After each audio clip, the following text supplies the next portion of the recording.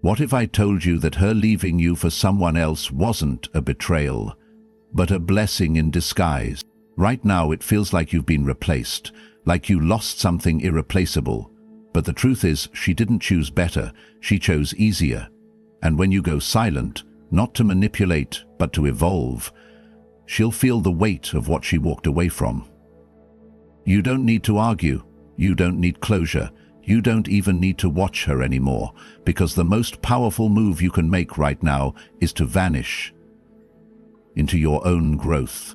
Pain doesn't have to break you, it can build you into a man she'll regret ever losing. Right now you stand at a crossroads. Either you stay stuck in her shadow, or you disappear and let your silence echo louder than any words. So, if you're ready to take your power back, hit that like button, subscribe, turn on notifications, and comment below, "My silence is strength." Let's begin. Number 1. Being replaced isn't a loss, it's a release. There's a specific sting in being left for someone else. It's not just the absence, it's the implication that somehow you weren't enough, that someone newer, louder, shinier took your place, and that means you failed. And so you start spiraling. You question your worth, you replay every moment, wondering if you could have done something different, something better. But the pain of being replaced isn't proof that you're lacking. It's proof that someone didn't have the depth to appreciate what you offered. And their inability to recognize your value doesn't reduce it. It only removes the illusion that they ever truly saw it. Stoicism doesn't beg for validation, it teaches self-containment. You are not a product whose worth rises and falls with someone else's attention. You are a constant, a lighthouse, steady and lit, whether ships come or go. And if they drift toward other shores, it's not because your light dimmed. It's because they were never looking for a safe harbor. They were chasing something else. Chaos, excitement, distraction. But that is a reflection of them, not you. Being replaced often feels like a rejection of your essence. But what if it's a release from misalignment? What if their departure is life's way of clearing space, so your energy no longer bleeds into someone who mistook your sincerity for simplicity? Pain has a way of blinding us to the truth. And the truth is, their exit wasn't the end of your value, it was the start of your liberation. You don't need to compete, you don't need to prove. The moment someone chooses novelty over depth, they've disqualified themselves from the world you're building. You are not a contestant. You are not here to be compared. You are here to become, regardless of who chooses to stay or who runs from their own emptiness. Think of their new relationship like fireworks, loud, dazzling, and destined to fade. You were never designed for spectacle. You were built for endurance. And when the glitter settles, they will look back, not with pride, but with the quiet ache of someone who realizes too late what real substance feels like. Let them go, not in anger, not in bitterness, but in clarity. They made their choice. Now you make yours. To return your energy to yourself, to rebuild without resentment, to rise not because you need revenge, but because you finally remembered who you were before they asked you to shrink. If you've ever been replaced and mistook it for ruin, speak this instead. They left, but I was never lost. Number 2, silence is strength, not surrender. The moment they leave, there's a storm inside you. Words rise to the surface, things you wish you'd said, things you want them to know. You want to defend your worth, question their choice, explain the truth they were too blind or too cowardly to see. But you don't. You choose silence. And in that silence, something powerful begins to unfold. To the undisciplined, silence feels like weakness, like you gave up, like you didn't care enough to fight. But the Stoic knows better. True power isn't loud. It isn't impulsive. It doesn't chase validation through noise. It waits, it watches, it acts when action is necessary, not when ego demands it.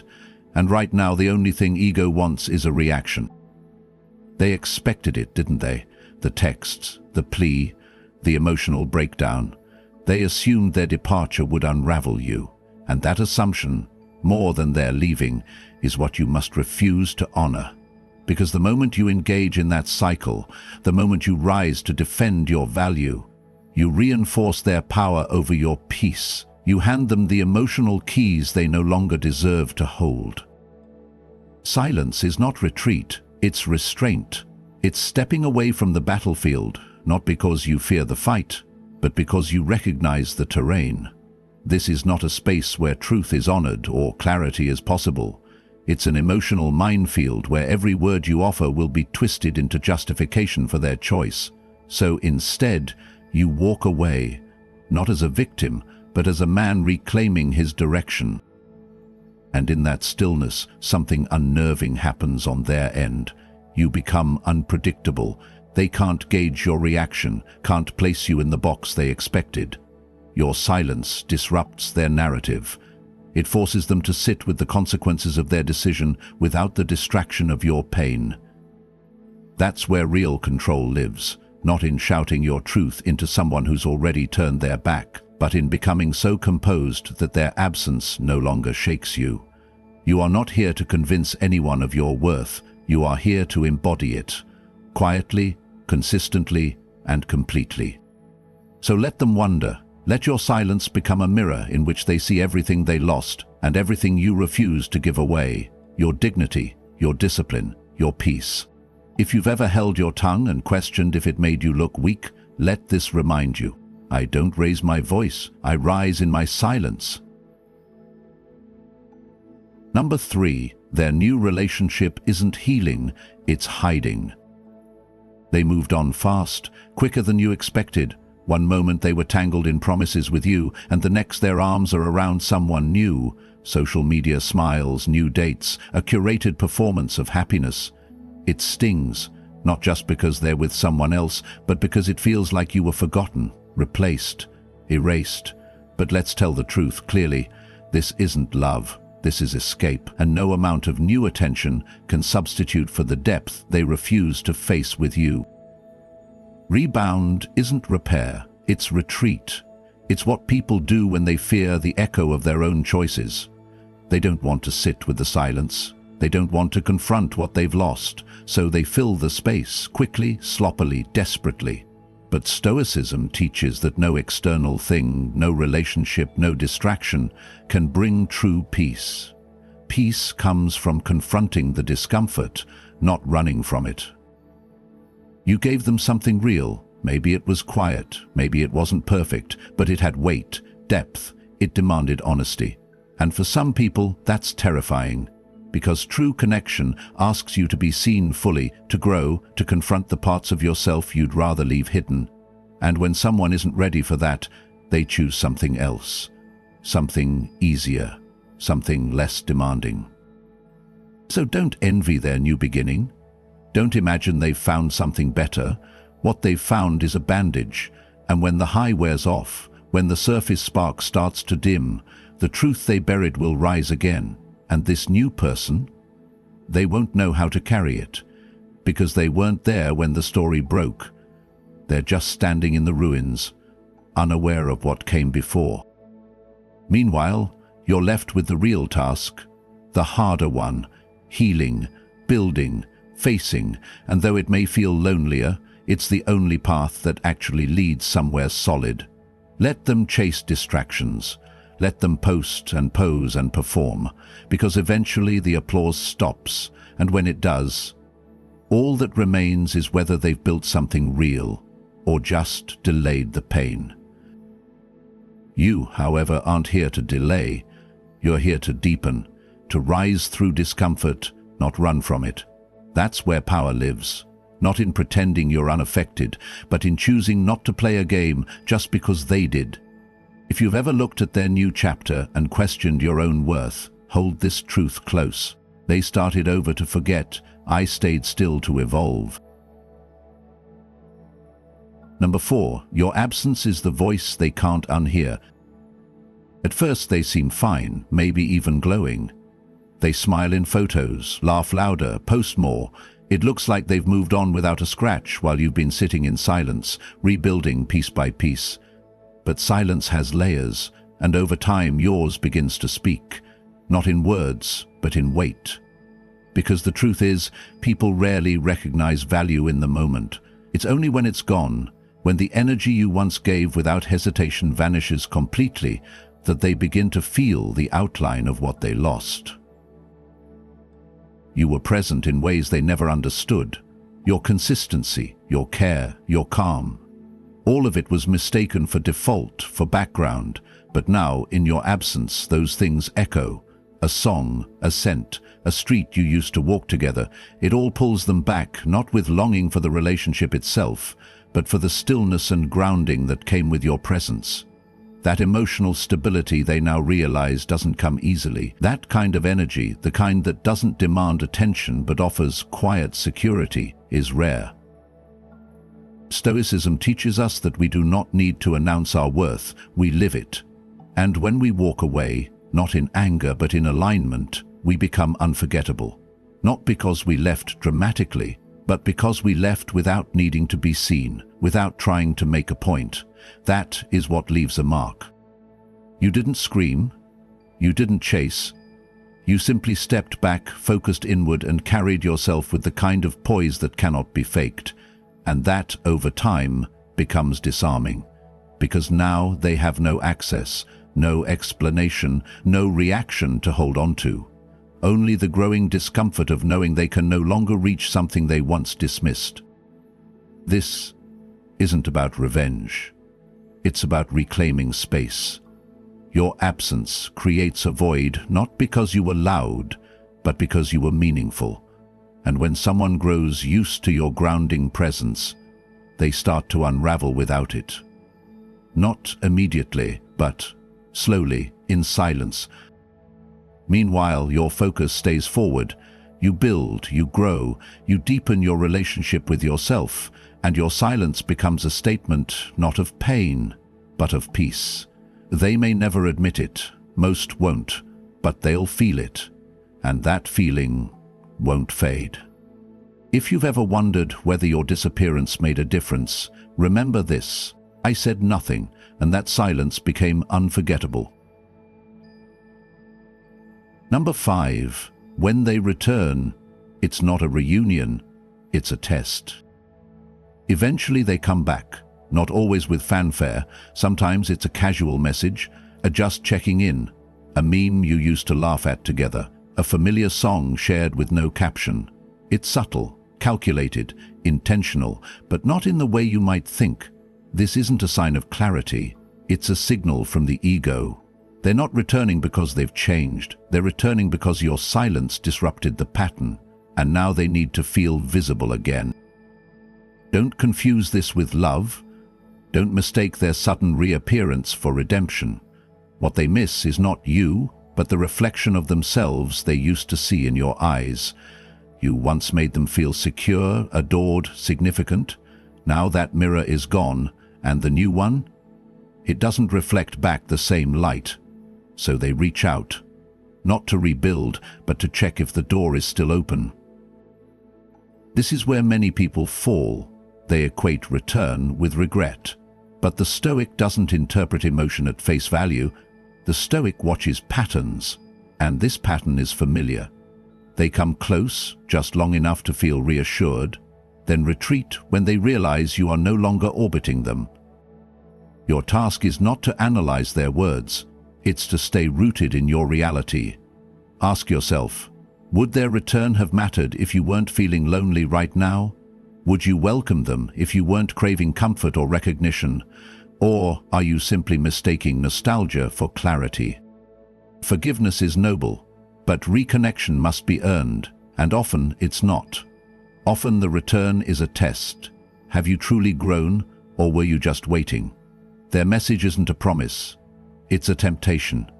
And your answer doesn't lie in how quickly you respond, but in whether you still need to respond at all. The Stoic man understands that peace isn't something he guards, it's something he lives. If their return threatens that peace, no matter how sweet it sounds, the answer is simple: no. not out of anger, not to hurt them, but to protect what took everything in you to rebuild. You're not here to be a checkpoint for their emotional confusion. You're not here to soften their regrets. You're here to stay true to the man who rose after they left. That man doesn't settle for echoes. He listens to silence and keeps walking forward. If you've ever mistaken their return for your reward, remember this: their message isn't a miracle, it's a mirror. Number 6. Your calm isn't emptiness, it's mastery. There comes a point where you no longer react, not because you don't feel, but because you've finally understood that not everything deserves your energy. You don't post for attention. You don't argue to be right. You don't chase anyone who leaves. And to the outside world, it may look like you've gone cold, that you've stopped caring. But what they don't see is the fire that still burns, steady, contained, and entirely under your control. This calm you've cultivated isn't silence born of defeat, it's discipline, the kind of quiet that comes when you've spent months, maybe years, wrestling with yourself and winning, the kind that no longer needs applause or understanding, because it is not built on others' recognition, but on your own clarity. She may have expected chaos, emotion, a storm of longing, but instead you offered her nothing, no reaction, no chase, just absence. And within that absence lies the full weight of your transformation. You no longer seek to explain your worth, you embody it, not as performance, but as posture. The Stoics never viewed peace as passive. They saw it as the highest form of power. Marcus Aurelius ruled an empire, yet still spoke of being untouched by the noise around him, because true command isn't in control over others, it's in control over yourself. And when she left, when everything felt like it was falling apart, you didn't try to pull her back in, you rebuilt the structure within.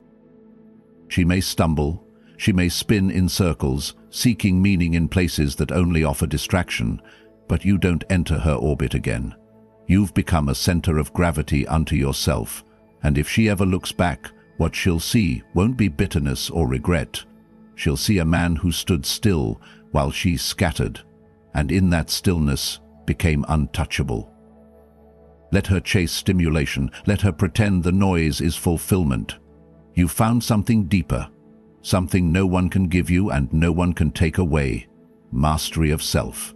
You've become the stillness in the storm. And that, more than anything, is what lingers in her mind. Not the words you could have said, but the peace you chose instead. If you've ever doubted whether your quiet is enough, remember this: I don't make noise, I make impact in silence. Number 7, letting go isn't loss, it's leadership. At some point you stop checking their page. You stop wondering who they're with, what they're doing, or whether they're thinking of you. Not because you've forgotten, but because the question no longer serves you. You stop needing answers, not because you've found them, but because you've grown into a man who no longer asks. And that shift, quiet, invisible, but absolute, is the final break from what once held you hostage. Letting go isn't a grand gesture, it's a decision repeated in silence. It's walking past the places that once hurt without flinching. It's waking up and not reaching for closure, but for clarity. It's understanding that, to heal, you don't need them to come back. You need to stop waiting. Because the truth is, they are no longer holding you back. You are. With every moment you dwell, replay, analyze, you extend your own sentence. And freedom doesn't come when they apologize. It comes when you stop needing them to.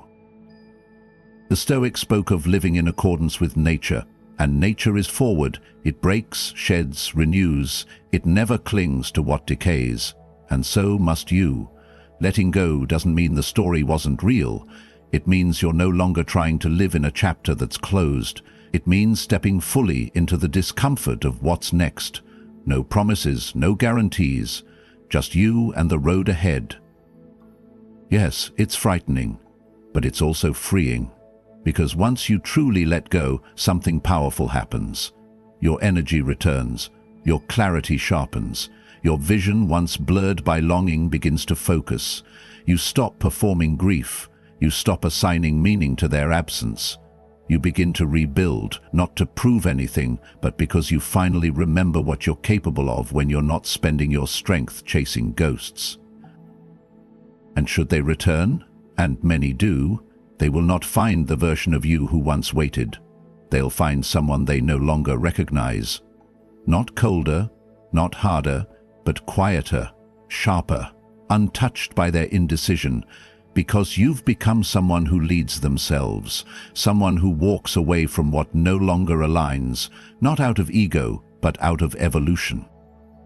You don't let go to show strength. You let go because it's what strength demands. If you've ever clung to someone out of fear of the unknown, carry this forward. I didn't lose them. I found my direction. You started here feeling discarded, like you weren't enough. But now you understand, her decision was never about your worth. It was about her inability to recognize it. She didn't take anything from you. She revealed what you had forgotten, that your value doesn't shrink when someone else fails to see it. You ready to keep becoming the man she'll never forget? Like this video, subscribe and comment. I am unstoppable. Stay focused. Stay grounded. Because ghosts don't chase. They rise.